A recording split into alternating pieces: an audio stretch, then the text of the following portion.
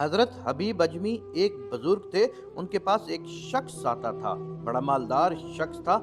एक ही बेटी थी, वो भी टांगों से माजूर थी। आप अक्सर उसको कहते कि तू तौबा कर, अल्लाह से रजू कर। वो अक्सर आता और उनसे कहता कि ठीक हो जाऊंगा, एक ही तो बेटी है, कहाँ दौलत लेकर जाऊंगा। हजरत हबीब अजमी जब भी उसको कहते, वो यही कहता कि बहुत जल्द ठीक हो जाऊंगा, तौबा कर लूंगा। एक दिन सवेरे सवेरे तौबा करने आ गया। आपने कहा क्या हुआ? तो वो शख्स कहने लगा, हजरत जी, कल एक 15 साल का नौजवान मुझे तौबा करवा गया। हजरत हबीब अजमी कहने लगे, वो कैसे? तो कहने लगा, हजरत जी, कल मैं मंडी गया था, कुछ सामान खरीदना था, तो बाजार से मैंने 10 किलो मछली खरीद ली। बाकी भी सामान था, खुद लेकर जा नहीं सकता था।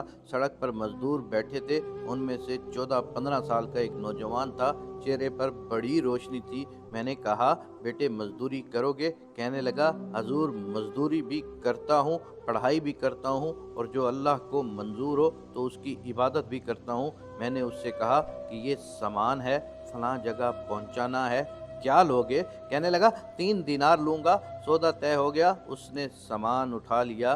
कहीं रास्ते में ज़ोहर का वक्त हो गया। कहने लगा, चचा अगर इजाज़त हो तो नमाज पढ़ लूँ। सामान फट्टे पर रख कर वो नमाज पढ़ने चला गया। अब बाकी लोग देर से आए, वो बच्चा जल्दी आ गया। मैंने कहा, बेटे आप जल्दी आ गए। कहने लगा, नफल छोड़ दिए हैं, कहीं आप ये ना समझ लें कि मैं काम चोर हूँ, मैं बाद में पढ़ लूँगा। दोपहर का वक्त था, रमज़ान भी नहीं था। मैं उस नौजवान को घर ले गया और मैंने अपनी बीवी से कहा, बड़ा नेक है, नमाजी है। और रास्ते में ये भी हुआ कि मैंने इसे कहा कि सामान थोड़ी देर के लिए मुझे दे दो, बड़ी गर्मी है, पसीना आ रहा है, मैं उठा लेता हूँ। कहने लगा, नहीं चचा, हलाल रिस्क कमाता हूँ, अगर सामान आप उठाएंगे तो मैं 3 दिनार पूरे नहीं लूँगा, फिर पैसे कम करूँगा। मैंने तय किया है तो उठाऊँगा ही मैंने अपनी बीवी को बताया तो वो बड़ी मुतासिर हुई। कहने लगी, खाना पक गया है, उसे कहो रोटी खा ले। मैं बाहर निकला, उसको 3 दिनार दिए और कहा कि बेटे मेरी एक बात मानोगे? कहने लगा, बताइए। मैंने कहा, खाना पक गया है, रोटी खा लें। कहने लगा, मैं माफ़ी चाहता हूँ,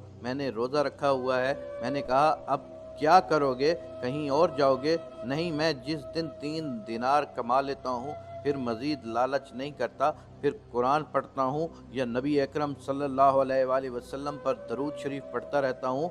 अफ्तार मेरे साथ कर लो। मैं उसे मस्जिद छोड़ आया, अफ्तार के बाद उसे लाया, खाना खिलाया, इशा पढ़ी।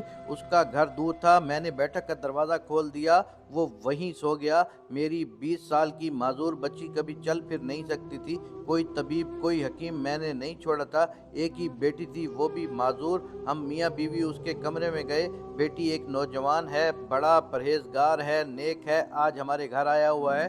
बेटी को खाना खिला के हम वापस आ गए। आधी रात का वक्त हुआ तो दरवाजे पर दस्तक हुई। बच्ची अपने कमरे में सो रही थी, हम अपने कमरे में सो रहे थे, वो बैठक में सो रहा था। मैं घबरा के उठा कि इस वक्त दरवाजे पर कौन है। बेटी की आवाज़ आई, अब्बा दरवाज़ा तो खोलना। मैंने दरवाज़ा खोला। कहते हैं, बेटी को 20 साल हो गए थे, कभी चलकर नहीं देखा था, लेकिन अब कभी इधर जा रही थी, कभी उधर जा रही थी। कहती है, अल्हम्दुलिल्लाह मैं ठीक हो गई हूँ, मेरी टांगें ठीक हो गई हैं। हम दोनों रोने लगे, या अल्लाह तू कितना करीम है। बेटी ये सारा कुछ कैसे हुआ? कहने लगी, आपने कहा था ना कि नेक नौजवान आया है। मेरे दिल में ख्याल आया कि अल्लाह अगर वो वाकई ही नेक है, उसके सदके मुझे शिफा ही दे दे। अभी मेरी दुआ भी पूरी नहीं हुई थी कि अल्लाह ने फजल कर दिया, मुझे शिफा दे दी। कहते हैं, हम दौड़कर उसके कमरे में गए, दरवाजे पर हाथ रखा तो वो पहले से खुला था।